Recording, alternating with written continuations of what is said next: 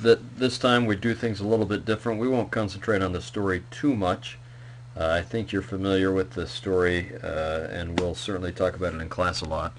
Of course, you know that I like to make maps, so there's at least one map for this story, and then I'll just show you a bunch of pictures for a bunch of things. So, of course, there's a map for that. This is the map of Jacob coming to visit with Joseph. So he starts out at Hebron. That's where he's been when he sent his boys down, and they keep going back and forth. And when he finally hears the wonderful blessed news of his son, he's going to come down. He's going to stop in Beersheba and make offerings to God. So I did find my pictures from Beersheba, so I thought I'd show you a couple of those. This is just the area around Beersheba. This is taken from where I showed you the picture of that one well. I'll show you again. And this is modern day Beersheba, where there are wells. It's more likely that Abraham and the group were living over there. So there's that well that I was telling you about. There's my son.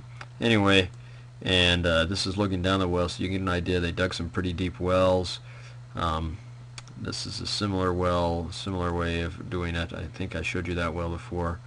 Alright, so that's enough of that. That's Bethel again.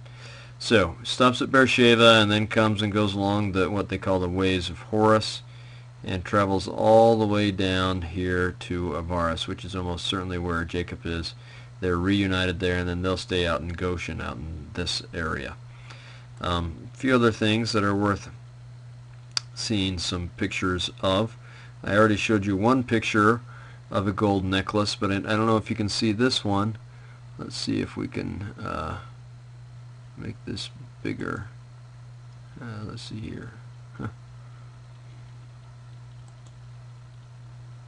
Yeah, right there.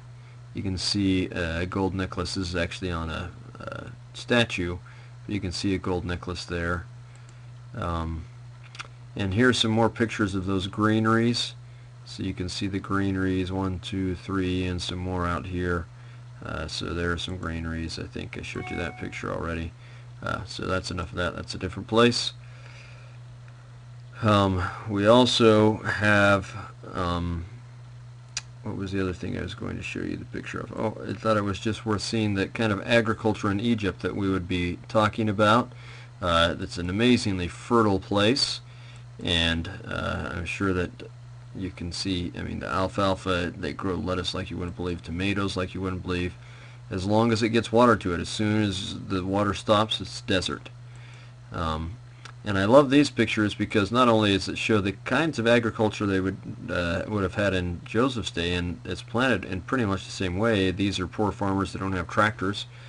They're doing all this by hand, but the kinds of buildings, this is just made out of mud, and then they put palm trunks across the top, and just palm fronds across it. So you can see again, here's some cows like what they had back then. A couple of them are water buffalo. They didn't have that in Joseph's day, but they did have these cows.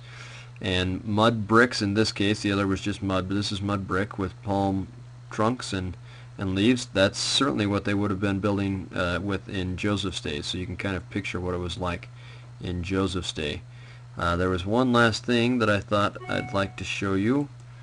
And I took these just recently. This is grain in Egypt, so you can get an idea of what it would have been like as they did it. Again, these are poor farmers that are still using just scythes and making their little bundles there.